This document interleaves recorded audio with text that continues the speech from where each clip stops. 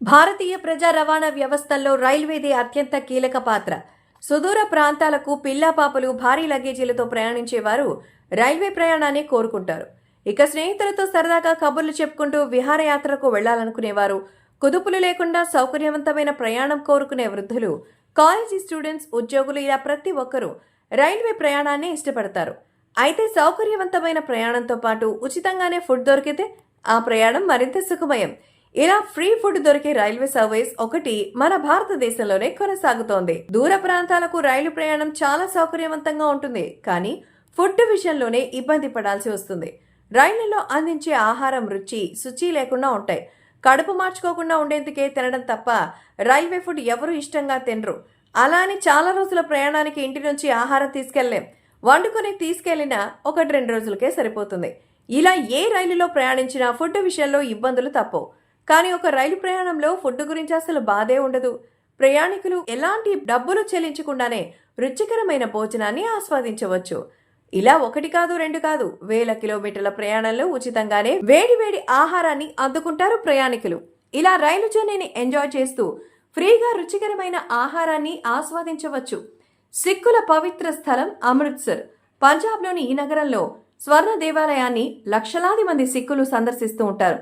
అయితే ఇక్కడి నుంచి సిక్కులు మరో పుణ్యక్షేత్రమైన నాదేన్ హజార్ సాహెబ్ సందర్శనకి వెళుతూ ఉంటారు. ఇలా పంజాబ్ నుండి మహారాష్ట్రకు నిత్యం సిక్కుల ఆధ్యాత్మిక యాత్ర కొనసాగుతుంటుంది. అమృత్సర్, నాదేండ్ మధ్య సిక్కుల ఆధ్యాత్మిక యాత్ర నేపథ్యంలో భారత్ రైల్వే సచ్ఖండ్ ఎక్స్ప్రెస్ నడుపుతోంది. ఈ సూపర్ ఫాస్ట్ ఎక్స్ప్రెస్ ప్రతిరోజు నడుస్తుంది.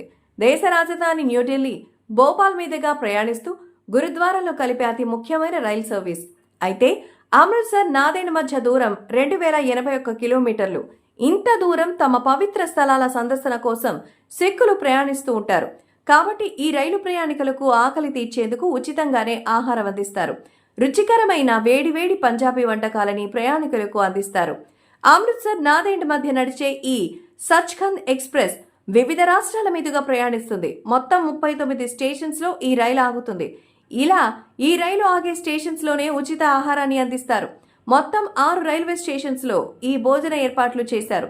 తమ వారి కోసం వివిధ ప్రాంతాల్లోని సిక్కులు ఈ లంగర్ ని ఏర్పాటు చేశారు.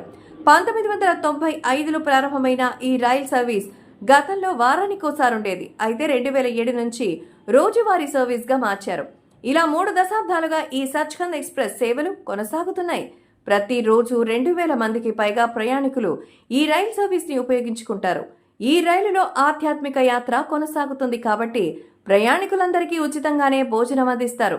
ఈ సచ్ఖండ్ ఎక్స్ప్రెస్ ప్రయాణించే మన్మాడ్, ఢిల్లీ, భుసావల్, భోపాల్, గ్వాలియర్, నాదేండ్ రైల్వే స్టేషన్స్ లో ఉచిత భోజన సదుపాయం కల్పిస్తారు. సిక్కుల పవిత్ర స్థలాలైన గురుద్వారాల ఆధ్వర్యంలో ఈ లంగర్ కొనసాగుతోంది.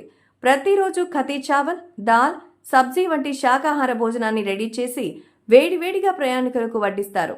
ఈ రుచికరమైన భోజనం కడుపు నిండా హాయిగా ప్రయాణం కొనసాగిస్తారు సచ్ఖండ్ ఎక్స్ప్రెస్ ప్రయాణికులు.